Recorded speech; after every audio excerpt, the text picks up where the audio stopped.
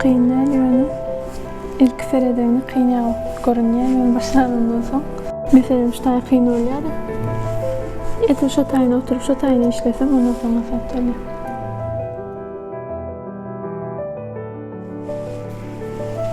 Görmeyene kıynağı yani ilk başından başlayan ondan sonra satılış gidiyor.